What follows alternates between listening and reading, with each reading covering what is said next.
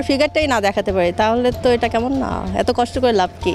সম্প্রতি বহুল আলোচিত সেলিব্রিটি ক্রিকেট লিগে অশ্লীলতার অভিযোগ এনে 5 মডেল ও 3 নির্মাতার বিরুদ্ধে আইনি নোটিশ পাঠিয়েছেন এক আইনজীবী।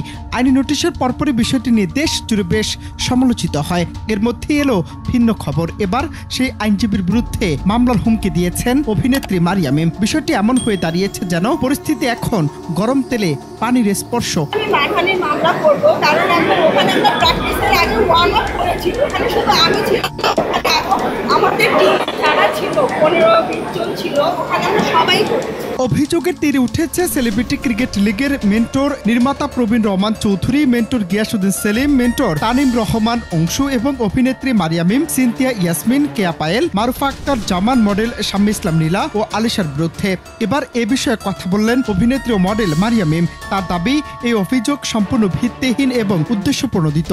বরং এই ঘটনার জন্য তিনি নিজেই মানহানির মামলা করবেন। আইনি নোটিশে বলা হয়, এই তারকারা মাঠে অনুচিত পোশাক পরে অশ্লীলতা ছড়িয়েছেন। তবে মারিয়া মিম পুরো বিষয়টিকে ভাইরাল হওয়ার চেষ্টা বলে মনে করেছেন। আইনজীবীর দেওয়া সেই নোটিশে আরো বলা হয়েছে, বর্তমান বাংলাদেশে বেশিরভাগ যেহেতু মুসলিম মানুষ এবং ইসলামকে ধারণ করে, তাই সেলিব্রিটি ক্রিকেট লিগ নামে অশ্লীলতা ছড়িয়ে না দিয়ে সেলিব্রিটি ক্রিকেট লিগের সব খেলোয়াড়দের শালীন ড্রেস মেনটেন করে খেলার জন্য আহ্বান করা হলো। তাতে যেমন সমাজ অশ্লীলতা থেকে রক্ষা পাবে, তেমনি ক্রিকেট প্রেমীদের মনে আরো বেশি ক্রিকেটের প্রতি ভালোবাসা বাড়বে।